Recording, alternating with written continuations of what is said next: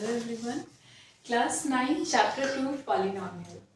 Polynomial chapter करने से पहले कुछ बेसिक चीज़ें डिस्कस कर लेते हैं, जिसमें algebraic expression, algebraic equations, algebraic में जो जितने भी डिफरेंट टाइप के टर्म्स यूज आते हैं, जैसे लाइक कोफिशिएंट और कांस्टेंट, इन सब के बारे में हम स्टडी करेंगे। If I right x, what is this x? X is a variable. Same as if I'm writing y is also a variable, z is also a variable.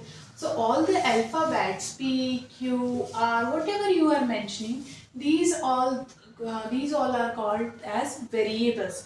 What is variable? Variable are those which can vary their values, जो अपनी values में changes कर सकते हैं. Just like अगर मैंने लिखा है x plus 2, now I can place the value of x as 1. अगर मैं 1 लिखती हूँ तो इसका वैल्यू आ जाएगा 1 plus 2 is equals to 3.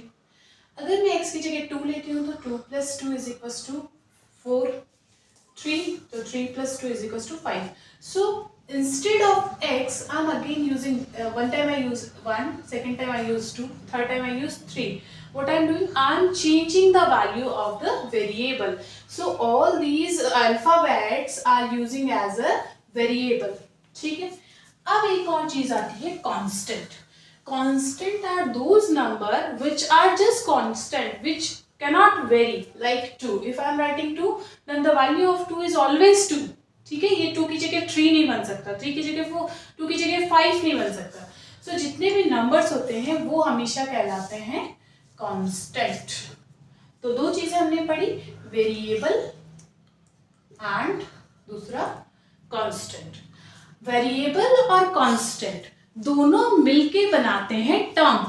दोनों मिलके बनाते हैं टर्म. जैसे मैंने बोला है 2x, तो यहाँ पे आपको एक वेरिएबल दिख रहा है और एक इसके साथ में 2 दिख रहा है, जिसको सेपरेट अगर हम बात करें तो 2 एक कांस्टेंट है, लेकिन जब ये अगर इसके मल्टीप्लाई में है तो इसको हम बोलेंगे कोफिशिएंट. क्या बोलेंगे? कोफिशिएंट. ठीक है. तो जो भी वेरिएबल के मल्टीपल में होते हैं वो सारे कहलाते हैं कोफिशिएंट. अभी यहाँ पे सिर्फ एक टर्म है तो ये हो गया मोनोमियल. अगर यहाँ पे दो टर्म हो जाए, जैसे 2x प्लस 2, तो ये हो जाएगा हमारा बाइनोमियल. अब ये टर्म्स चेंज होती जा रही है. जितनी ज्यादा टर्म्स होगी वैसे उसका नाम चेंज होता जाएगा. जैसे अगर एक सिंगल टर्म थी, टर्म कैसे आइडेंटिफाई होती है? टर्म आइडेंटिफाई होती है अगर उसके बीच में प्लस और माइनस साइन यूज किया हो. जैसे मैं अगला लिख देती हूँ 2x प्लस 2 माइनस y. अब देखो एक प्लस है एक माइनस है, इसका मतलब ये हमारा पहला टर्म है, दूसरा टर्म है, ये तीसरा टर्म है. तो यहाँ जब 3 टर्म होती है, when we have 3 term, we will call it trinomial. अब 3 टर्म से ज्यादा आ जाए तो बाय क्या बोलते हैं? अगर 3 टर्म से ज्यादा आ जाए, जैसे 2x plus 2 minus 4 plus z, और यहाँ पे आप चाहें तो माइनस का x स्क्वायर भी ले सकते हैं, कुछ भी. या फिर अगला ही मैं स्टेप करूँ 2x plus 2 minus y plus z plus x square. 4 से भी ज्यादा टर्म है. तो जब भी 3 के लिए तो हमारे पास नाम है, मोनोमियल है, बाइनोमियल है, ट्राइनोमियल है. अगर इनसे भी ज्यादा टर्म्स आती हैं तो उन सबको हम एक साथ बोल देते हैं पॉलिनोमियल. ठीक है. अगेन, क्या हम बाइनोमियल को पॉलिनोमियल बोल सकते हैं? क्या हम ट्राइनोमियल को बोल सकते हैं पॉलिनोमियल? यस. हम अगर 1, 2 से ज्यादा अगर कोई भी आता है तो उसे हम पॉलिनोमियल भी बोल सकते हो. तो अगर ट्राइनोमियल है उसको भी आप पॉलिनोमियल बोल सकते हो, बाइनोमियल है उसको भी आप पॉलिनोमियल बोल सकते हो, बट मोनोमियल को कभी भी आप पॉलिनोमियल नहीं बोलेंगे. तो अभी हमने पढ़ा है polynomial. Polynomial are those expression in which having a variable and constant. ठीक है. और उसके बाद में on depend on their terms we will divided into monomial, binomial, trinomial और पॉलिनोमियल. ठीक है. अब इसके बाद में एक चीज और डिस्कस कर लेते हैं, कोफिशिएंट. कोफिशिएंट क्या होता है, वेरिएबल के जो मल्टीप्लाई होते हैं उसको हम कोफिशिएंट कहते हैं। जैसे 2x प्लस 3, x का कोफिशिएंट हमें फाइंड आउट करना है। सो जिसका कोफिशिएंट फाइंड आउट करना होता है उस स्पेसिफिक टर्म में, जैसे ये तो एक सेपरेट टर्म है, यहाँ पे तो x है ही नहीं और इस टर्म में मुझे x दिखाई दे रही है, तो मैं x को हाइड कर लूंगी। x को हाइड करने पे जो भी उसके मल्टीपल में बाकी आपको दिखाई दे रहा है, that is the coefficient of that x। ठीक है, तो यहाँ इसका कोफिशिएंट आ गया 2। इसी तरीके से एक और एग्जांपल लेते हैं, जैसे y square minus 3a³ plus b। In this term a³ coefficient find करना है हमें। a³ कोफिशिएंट, a³ का कोफिशिएंट आएगा, आप a³ को हाइड कर लीजिए। a³ को जैसे ही मैंने हाइड किया तो इस टर्म में क्या है, इसका मल्टीपल बच रहा है -3। So the -3 is the coefficient for this term a³। इसी तरीके से ये हम कोफिशिएंट्स की स्टडी करेंगे। हमने अभी तक पढ़ा है variable, constant, coefficient, different type of polynomial like monomial, binomial, trinomial। अब एक और चीज पढ़ते हैं कि कोई भी अलजेब्रिक एक्सप्रेशन है, जैसे x³ plus x square plus x, इसमें जो वेरिएबल की हाईएस्ट पावर है, जैसे ये सारे वेरिएबल हैं लेकिन इसमें हाईएस्ट पावर का वेरिएबल है ये वाला, क्योंकि ये highest power 3 is the highest power in this expression. So the degree of polynomial is the highest power of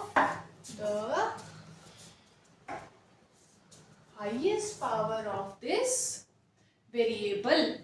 ठीक है, किसी भी एक्सप्रेशन में उस वेरिएबल की हाईएस्ट पावर उसकी डिग्री कहलाती है। जैसे एक और एग्जांपल लिखती हूँ, ab plus b power 4 plus c। यहाँ हाईएस्ट पावर कितनी है, यहाँ इसकी पावर अगर मैं चेक करूँ तो 1, यहाँ अगर मैं पावर चेक करूँ तो 1 इसका और 1 इसका, तो दोनों पावर चेक करूँ तो 2, और यहाँ देखें तो हाईएस्ट पावर आ रहा है 4। इट मीन्स कि इस वाले पॉलिनोमियल की डिग्री होगी 4। Degree for this polynomial is 4।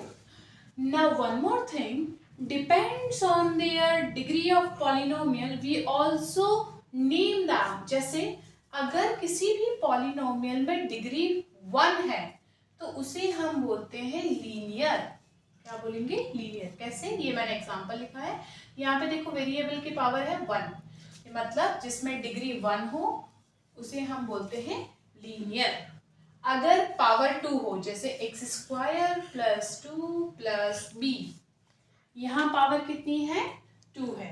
जब हाईएस्ट पावर 2 होती है तो उसकी डिग्री हो जाती है 2 और उसका नाम होता है quadratic. If the power is cube, we will call it cubic, just like x³ plus x square plus x. Now, in this expression, the variable's highest power is 3. We can call that the degree of for this expression is 3, and if the degree is 3, then we will call it cubic. Understood? So अगर degree 2 होती है तो उसे हम बोलते हैं quadratic, अगर degree 3 होती है तो उसे हम बोलते हैं क्यूबिक, और अगर डिग्री 4 आती है तो उसे हम बोलते हैं बाई क्वाड्रेटिक। ठीक है, और डिग्री 1 उसको हम बोलते हैं लीनियर। यहाँ तक समझ में आया, linear, quadratic, cubic, by quadratic. अगर कोई एक्सप्रेशन है उसमें अगर उसका डिग्री 1 है तो वो कहलाएगा लीनियर, अगर हाईएस्ट का डिग्री 2 है तो उसको कहलाएंगे क्वाड्रेटिक, हाईएस्ट की पावर 3 है, डिग्री 3 है तो उसे हम बोलेंगे क्यूबिक, और हाईएस्ट की पावर अगर 4 है, डिग्री 4 है, we will call it biquadratic. Now in your NCERT सबसे पहला जो एग्जांपल है, chapter number 2 example number 1, find the degree of each of the polynomial given below. So the question is x power 5 minus x power 4 plus 3. Now see, example number 1, NCERT.